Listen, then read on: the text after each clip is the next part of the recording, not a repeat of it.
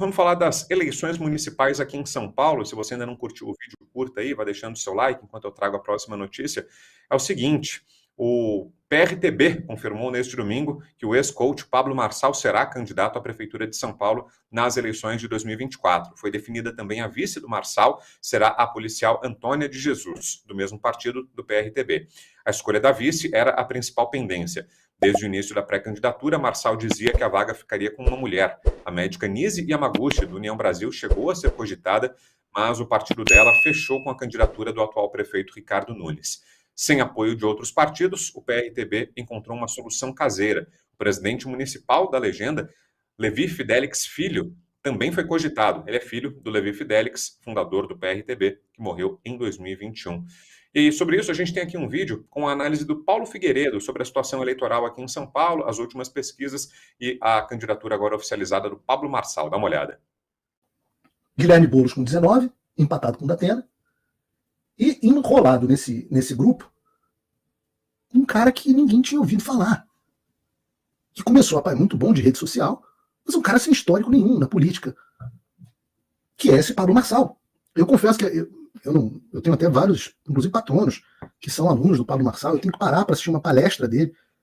Eu conhecia a existência desse cara, minha mulher já viu algumas coisas dele, já tinha me falado dele, mas eu comecei a ver por causa da participação na eleição presidencial. Agora esse cara, assim, tem 12% de apoio. E eu vou falar um negócio para vocês. Nos bastidores, toda a direita de São Paulo quase está apoiando esse cara. Eles não podem falar, mas eles preferem esse cara do que o Nunes. Eles não podem falar. O Valdemar emitiu uma advertência, acho que foi, não sei se foi o Luiz Felipe que fez um comentário simpático, algum deputado importante da base bolsonarista, chamado assim, fez o PL, tomou uma ameaça via cartinha do PL. Mas eu posso dizer que boa parte das pessoas que estão oficialmente com o Nunes por trás estão apoiando o Pablo Marçal.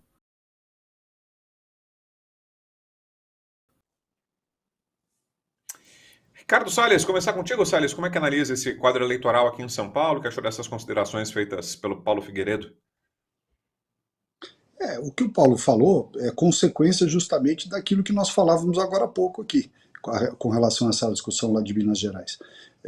Quando a direita não tem candidatura própria, autêntica, né, que se posiciona e que reflete efetivamente, você dá aso a uma série de situações que não são as ideais. Veja só, o Estado de São Paulo elegeu 17 deputados federais do PL, eu fui o terceiro mais votado, o primeiro foi a Carla, o Eduardo o segundo, o terceiro eu. Elegeu 19 deputados federais para a Assembleia Legislativa e para a Câmara Federal, a totalidade dos candidatos do PL, se não me engano, na sua concepção original, eram 98 deputados federais. Eu, inclusive, agora saí, fui para o Novo, mas eu era um deles. Então, veja só, você tem uma baita força da direita, uma baita força. Mas na capital a direita não ganhou, o Tarcísio perdeu do Haddad, o outro perdeu do não sei quem, o Bolsonaro perdeu do Lula. Não importa, não importa. Time que não entra em campo não faz torcida. Você tem que ir aos debates, você tem que ir lá, inclusive, defender. Era isso que eu estava disposto a fazer se eu pudesse ter sido candidato. Defender o legado do presidente Bolsonaro, o legado maravilhoso que ele deixou para o Brasil, o legado de vários ministérios, o legado de várias pastas. Alguém precisa estar lá para rebater o Boulos quando ele for lá dizer que o Covid não sei o quê, que o Bolsonaro fez isso, que o negócio não sei o que lá da joia, que o raio que os partos... Alguém tem que estar lá para sentar porrada na esquerda. E tem que fazer isso de maneira verdadeira, de coração. Tem que defender o presidente, defender a nossa visão de direita, com uma visão liberal da economia, conservadora nos princípios. Tem que fazer isso de adesão de espírito de verdade. Na medida em que você não tem ninguém para fazer esse trabalho ali, você vai ficando meio que colocando curativo, né, achando um arremedo aqui e ali. E aí você abre, evidentemente, espaço para várias outras alternativas virem surgindo. O Paulo Marçal foi entrevistado aqui por nós no programa. O Datena, acho que, não sei se a gente chegou a convidar aqui, mas podia convidar também para ter um debate intenso sobre isso. Estas questões, Brown e Rodrigo, têm que ser tratadas com muito mais solidez. Muito mais solidez. Aliás, esse foi um motivo, né? Todo mundo sabe, não preciso dizer, o motivo pelo qual eu pedi para sair do PL. Porque o PL, Valdemar, não quis me dar legenda para eu ser candidato a prefeito, em que pese eu tivesse 17,8%, o Marçal tem 12%, né? O Paulo Figueiredo destacou aí que tem 12%, o Datena não vi ali quanto tem. Eu tinha 17,8%, eu estaria na frente do Nunes na eleição, estaria lá cabeça a cabeça, se bobear até na frente do Boulos. Como é que a gente perde uma oportunidade dessa? Foi indicado um vice muito bom, o Melo Araújo. Pô, um puta cara, eu adoro ele. Um cara excelente, excepcional. Mas o fato é que essas questões servem, evidentemente, de lição para nós. Diz o seguinte, olha, não podemos transigir no core values, nos princípios, nisso que aqui o Rodrigo estava falando agora há pouco. Você não abre, né? Não abre essas questões. Eu decidi ser candidato ao Senado pelo Partido Novo, porque evidentemente tive esse precedente no PL. Não deu legenda para prefeito, que eu estava em segundo lugar, do lado do prefeito. Imagina para o Senado. Então, essas questões todas, né, têm que servir de lição para nós, para a gente manter, evidentemente, as pessoas que são nossas por perto e não negociar, não transigir com gente que é de fora do nosso espectro. E repito, teria sido uma oportunidade excepcional para defender o presidente Bolsonaro e o nosso legado do governo dele, que tem coisas excepcionais para serem ditas e que não serão defendidas a contento. E a gente vê nessa hora, né, constar falta que faz um partido legitimamente da direita, né? Porque não existe, né? O PL está aí, é o maior partido da oposição, é o que tem hoje o ex-presidente Jair Bolsonaro nos seus quadros, mas tem também lá muitos deputados que têm uma alta taxa de governismo, que votam em pautas do governo, né? Você tem os deputados aí da direita abrigados em várias legendas dispersos, né? Justamente porque não tem uma legenda única que possa abrigá-los, né? Que dê vazão às pautas conservadoras, né? Estão aí ou no Republicanos, ou no Novo, como tal Salles, no PL, enfim, estão dispersos porque não há uma representatividade. Talvez faça falta não pelo eleitor, né? Que o eleitor está muito maduro nesse sentido, né? Ele vota nas pessoas, né? Ele sabe quem são os políticos, o que cada um defende, vota nas pessoas, não na legenda, né? Talvez isso até tenha caído em desuso no Brasil, voto em legenda. Talvez o petista mais de carteirinha faça isso porque sabe que ali no PT é tudo farinha do mesmo saco, né? Não vai ter surpresa quando ele digitar o 13 na urna. Mas nos outros partidos não, ele seleciona o político, né? Ele não vota em partido, né? Não é o PL, não é um partido específico, né? Ele seleciona os políticos que têm o pensamento semelhante ao dele. E agora, em 2024, dá para saber, né, quem está de qual lado, né? Já tem muita coisa, um histórico de serviços prestados aí que você consegue filtrar bem quem é o quê, né? Quem fez o quê no passado, a postura na pandemia, enfim. Tem muita coisa que o eleitor coloca na balança. Então, o eleitor está maduro nesse sentido. Mas, politicamente, internamente, nesse xadrez partidário, no lançamento de candidaturas, parece que faz falta um partido da direita, não, Consta? Com certeza faz falta, né? E o voto é, sim, muito personalista. E tem muita gente também que eu não quero usar uma palavra reverenciar, um mito, essa coisa, isso é muito mais, né, slogan e tudo, mas sim, tem muita gente que confia muito, não vou dizer cegamente, mas confia muito no Jair Bolsonaro, politicamente falando, e aí vai em quem ele indicar.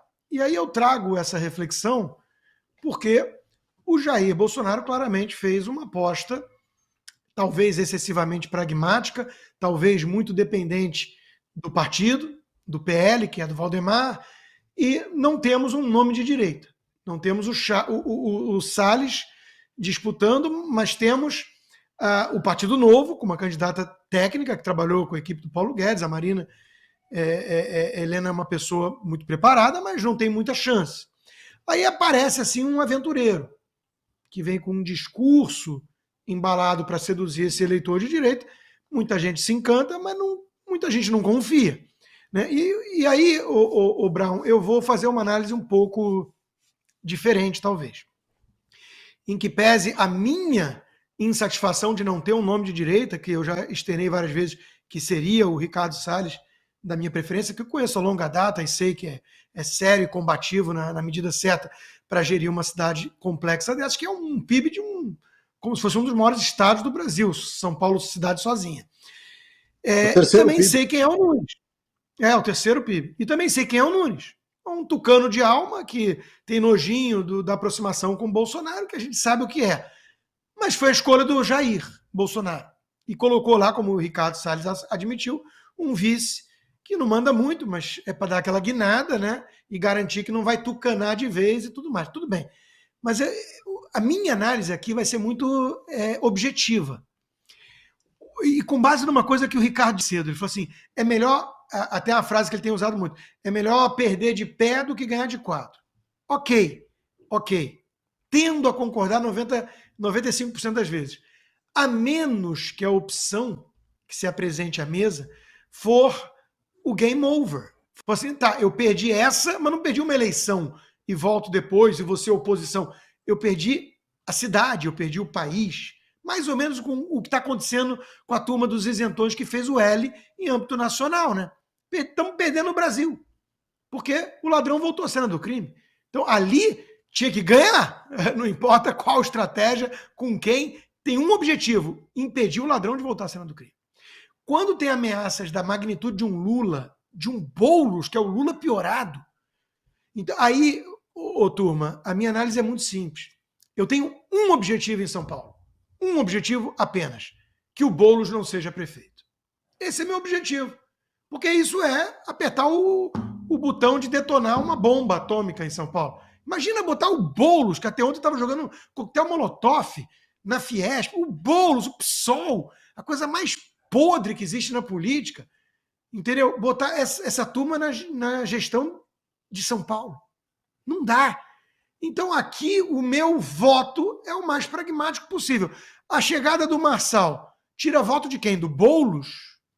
Não tira voto do Boulos. O Paulo está impressionado que muita gente na direita não está podendo falar, mas está apoiando. Ele está tirando voto bolsonarista. Que na ausência do Marçal, aventureiro, que eu não confio, iria para quem? Para o Tucano com a chancela do Jair e o vice do Jair.